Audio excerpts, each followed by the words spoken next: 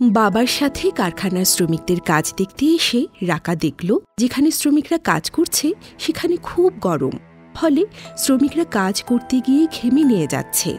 সে আরও দেখল যে কাজের পরিবেশ নোংরা, পর্যাপ্ত আলো বাতাসের চলাচলের ব্যবস্থাও নেই, শ্বাস প্রশ্বাস নিতে কষ্ট হচ্ছে, প্রচণ্ড গরমে শ্রমিকরা অস্বস্তি বোধ করছে।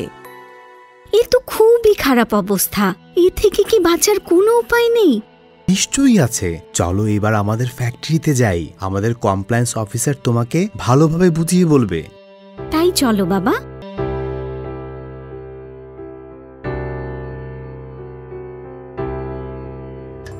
আমি খুব খুশি হয়েছি রাকা, তুমি জলবায়ু পরিবর্তনের ঝুঁকি থেকে বাঁচার উপায় সম্পর্কে জানতে চেয়েছো। এজন্য আগে জানতে হবে অভিযোজন সম্পর্কে। অভিযোজন কি? অভিযোজন হল জলবায়ু পরিবর্তনের প্রভাবের সাথে খাপ খাওয়ানোর প্রক্রিয়া। অভিযোজন মানুষের ক্ষতির প্রভাব কমানো বা এড়ানোর প্রতি লক্ষ্য রাখে এবং শ্রমিকের সক্ষমতা বৃদ্ধিতে কাজ করে। শ্রমিকরা কিভাবে অভিযোজন করতে পারে?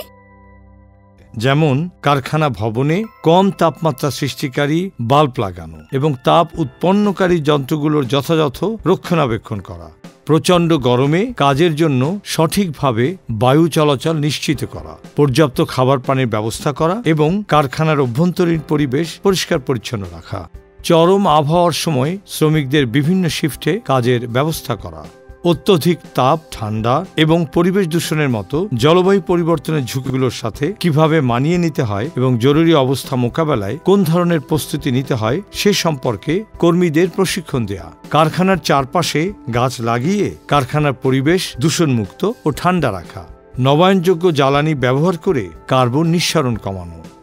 আপনাকে অনেক ধন্যবাদ। আমি অনেক কিছু জানতে পারলাম আজ।